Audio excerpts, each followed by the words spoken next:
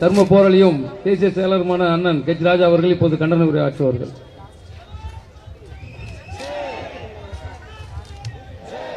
மேடையில் இருக்கின்ற பாரதிய ஜனதா கட்சியின் முன்னோடிகளே, எனக்கு முன்பு ரொம்ப தெளிவாக பேசிக் கொண்டிருந்த அருமை சகோதரர் அமர் பிரசாத் ரெட்டி அவர்களே, சகோதரர்களே,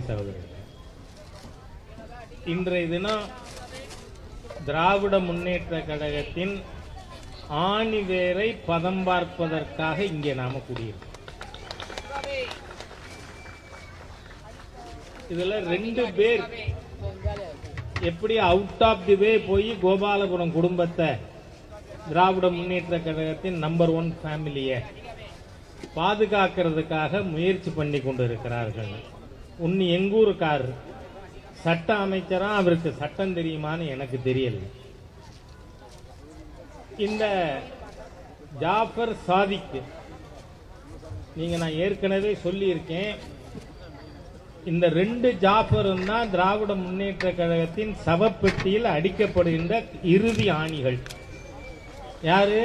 ஒன்னு ஜாஃபர் சாதிக், இன்னொன்னு ஜாஃபர் சேட்.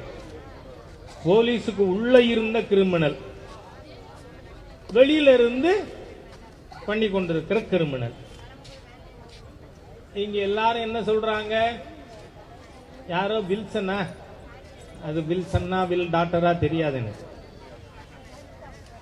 திராவிட முன்னேற்ற கழகத்தை இன்வால்வ் பண்ணினா அவர் என்னவோ நடவடிக்கை எடுப்பாராமே. நான் சொல்றேன், the first family of DMK is totally involved in this issue. எழுதிக்கோ, ரெக்கார்டு பண்ணிக்கோ, என்ன நடவடிக்கை எடுக்க முடியுமோ எடு. ஏன்னா நான் சொல்லல, அந்த கிரிமினலே சொல்றான். நீங்க கிரிமினல் சொன்னா எல்லாருமே கிரிமினல் தானேன்னு தப்பா நினைக்கப்படாது.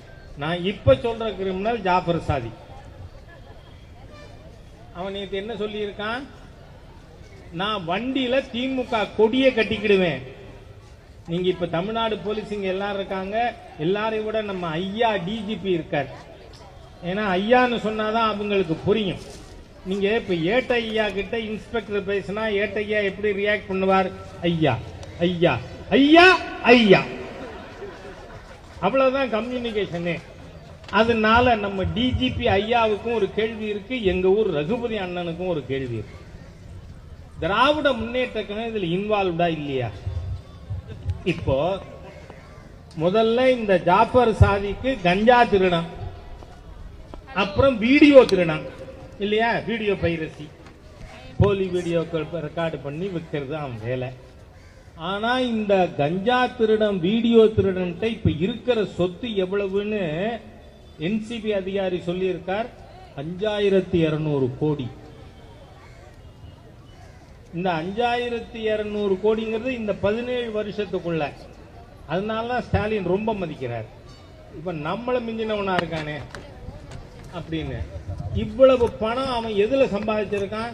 ட்ரக்ல, போதைப் பொருள் கடத்தல், அதுவும் போதைப் பொருள் உற்பத்தி செய்வதற்கான வேதிப்பொருளை கடத்தி. நீங்க நம்ம டிஜிபி ஐயா இருக்கார்ல, அவருக்கு ஒரே ஒரு குவாரல் தான். என்சிபியில அதோட விலை மதிப்பை கூட சொல்லிட்டாராம். 1 கிலோ 1.5 கோடின்னு சொன்னாராம். இவர் சொல்றாரு இல்லையே 1 கோடியே 49 லட்சம் தானே. என்னவோ இவர் வாங்க போற மாதிரியும் அவர் விற்க போற மாதிரியும்.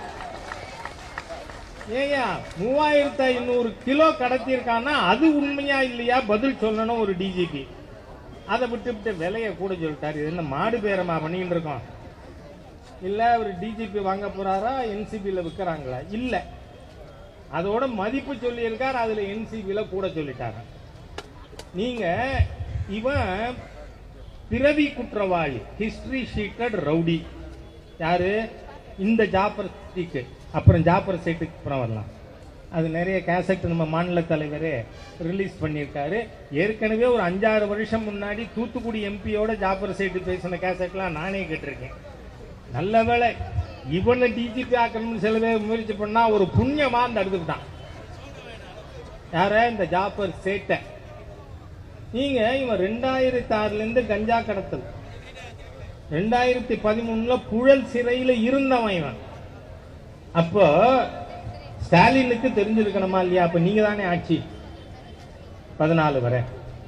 சோ இவரோட ஹிஸ்டரி தெரிஞ்சுதான் திராவிட முன்னேற்ற கழகத்தின் முதல் குடும்பம் அவரை குடும்ப உறுப்பினர் ஆக்கிது. இப்ப ஸ்டாலின் அவர்களோ உதயநிதி அவர்களோ சோசியல் மீடியால ஜாஃபர் சாதிக் பற்றி புகழ்ந்து போட்டிருந்தா பதிவு, நான் பெருசா எடுத்துக்க மாட்டேன். அட கட்சிக்காரன் போட்டாங்க, இன்னைக்கு தான் தெரிஞ்சிருக்கு, கட்சியை விட்டு நீக்கிட்டாங்க அப்படின்னு சொல்லிடலாம்.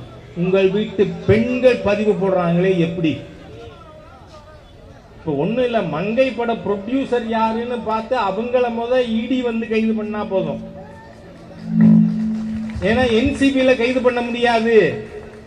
என்னடா இவன் இப்படி பேசுறானே, நான் சட்டம் தெரிஞ்சதுனால பேசுறேன். 2 கிராம் கிட்டாமின் வச்சிருந்தாலும் கைது பண்ணலாம், கஞ்சா வச்சிருந்தாலும் கைது பண்ணலாம், வாங்கினா கைது பண்ணலாம், வித்தா கைது பண்ணலாம். அந்த பணத்துல படம் எடுத்தா கைது பண்ண முடியாது, என்சிபியால கைது பண்ண முடியாது. ஆனா யாரால முடியும்? என்போர்ஸ்மெண்ட் டைரக்டரேட்டால முடியும். ஈடிக்கு தான் இப்ப டெல்லியில ஒரு ஆபீஸ்னா சென்னையில் ஒரு ஆபீஸ் போடுற நிலைமை வந்துடுச்சு. என்ன அதனால 2013 போதைப் பொருள் கடத்தலுக்கு கைது செய்யப்பட்டு புழல் சிறையில் இருந்தவன், 19 சென்னையிலையும் மும்பையிலையும் ஜெயில இருந்தவன். எதுக்கு? 38 கிலோ கெட்டமின் மலேசியாவுக்கு கடத்தினதுக்காக. 38 கிலோன்னா அது 54 கோடி ரூபாய் கிட்ட வரும். ஆகவே இந்த மாதிரி ஏற்கனவே போதைப் பொருள் கடத்தியதற்காக சிறையிலே இருந்தவனுக்கு திராவிட முன்னேற்ற கழகத்தினுடைய அயலாறு பிரிவு மாவட்ட இணை செயலாளர் பொறுப்பு கொடுத்தது தப்பா இல்லையா? சரி, இப்போ என்சிபியில என்ன சொல்லியிருக்காங்க? மங்கைன்னு ஒரு படமா, எனக்கு தெரியாதுங்க, இந்த சினிமா ஃபீல்டில் ஜாஸ்தி நம்ம ஈடுபாடு செலுத்துறது இல்லை, நேரம் இல்லை. இந்த கோவில்களை கொள்ளையடிக்கிற கொள்ளைக்காரன், கோவில் மந்திரியா இருந்துகிட்டே அறநிலைத்துறையில் நம்ம 4 மாவடி மோகன் சி லாசரஸ் மாதிரியா அல்லேலுயா அல்லேலுயான்னு கோஷம் போடுறவன், இவனுகளை பார்க்கறதுக்கே நேரம் பத்தலை. அதனால சினிமாவுக்கு போய் கவனம் செலுத்தல. அந்த மங்கை படத்தும் ப்ரொடியூசர் யாருன்னு எனக்கு தெரியல. யாருங்க? பாத்தீங்களா? நீங்க எல்லாரும் சொல்றீங்க, நான் சொல்லல. அதனால ரகுபதி அண்ணன் கேஸ் போடுறதுன்னா வில்சன் மூலமா, நல்ல வக்கீலா வச்சுக்கங்கடா, வில்சன்லாம் வேண்டாங்கிறேன் நான். என்ன வில்சன் மூலமா கேஸ் போடுறதுன்னா ராஜா மேல போடக்கூடாது, இத்தனை பேர் மேலையும் போடக்கூடாது. அப்ப இந்த படம் எடுத்ததுக்கு அவன் என்ன சொல்லி இருக்கான்? ஜாஃபர் சாதிக்கு முழு தொகையும் பைனான்ஸ் பண்ணவன் அவன். அந்த முழு தொகையும் எந்த பணம் அதுல உபயோகப்படுத்தப்பட்டிருக்கு? Drug money. You are anti social element. DMK's first family is an anti social element இல்லையா? ஒரு சீஃப் மினிஸ்டருக்கு இந்த கவலை வேண்டாம்.